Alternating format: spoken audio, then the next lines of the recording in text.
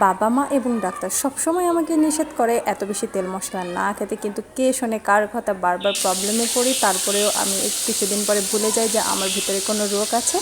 তো কি আর করার, আজকেও ভাবলাম তেলে ডুবু ডুবু করে মাছ রান্না করব, তাই প্রথমেই চলে গেলাম মাছ ভাজতে। মাছগুলো ভেজে নিয়েছিলাম, আর মাছ ভাজার সময় আমি তেলের মধ্যে এখানে লবণ এবং হলুদ দিয়ে দিয়েছিলাম, যেন একটার মধ্যে একটা মাছ লেগে না যায় এবং কুরকুরে খায়। আর মাছে দেওয়ার জন্য একটা মশলা রেডি করেছিলাম, সেখানে দিয়েছিলাম রসুন বাটা 2 চা চামচ এবং 4-5টা বড় পেঁয়াজ কুচি, কাঁচামরিচ কুচি, হলুদের গুঁড়ো, মরিচের গুঁড়ো, স্বাদ মতো লবণ, ধনিয়া গুঁড়ো এবং জিরার গুঁড়া।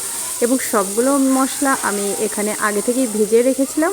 আর এখানে আরও অ্যাড করেছিলাম রাঁধুনি মাছের মশলা হয়, সেটাই আমি 1 চামচ দিয়েছিলাম। তো আমি এই মশলাটা এখন ফোড়ন দেওয়ার জন্য ভালো করে তেল গরম করে নিব এবং মেথিটা এখানে দিয়ে দিব। আমি শুধু মেথি ইউজ করছি, অন্য কোনো কিছু আর দিব না। মেথিটা লাল হয়ে গেলে এখন এতে দিয়ে দিব মাছের মশলাটা, ভালোভাবে কষিয়ে নিব। যতক্ষণ না তেলটা উপরে উঠে আসছে ভালো করে কষাতেই থাকবো, কারণ যেহেতু রসুন ইউজ করেছে এবং কাঁচা পেঁয়াজ দিয়েছি, যদি ভালো করে এটা না কষিয়ে নিই তাহলে গন্ধটা থেকেই যাবে। মশলা কষানো শেষ, এখন এখানে পরিমাণ মতো পানি দিয়ে আমি পানিটা বলক দিয়ে তারপরে মাছগুলো একে একে ছেড়ে দিব এবং চুলার আঁচ লো রেখে প্রায় 10 মিনিট ধরে রান্না করব।